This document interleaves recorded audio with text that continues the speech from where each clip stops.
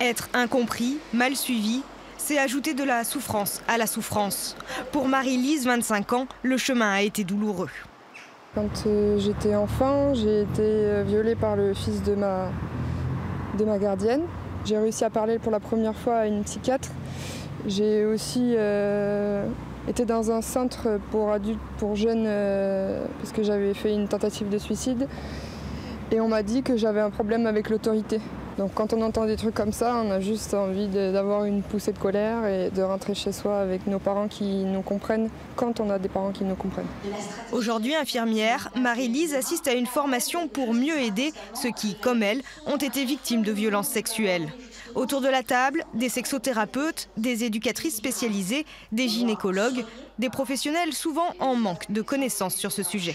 Mais en tout cas, au niveau de mon cursus, je n'ai pas souvenir, ou en tout cas qu'on ait été formé à ce genre de problématiques en tant que sage-femme.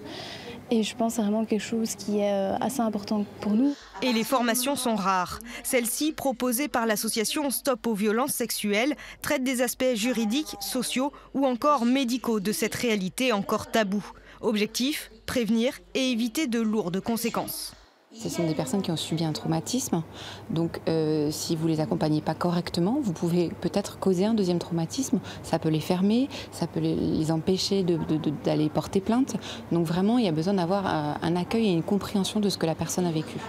Selon l'association, en France, seulement une victime sur 10 ose aller porter plainte.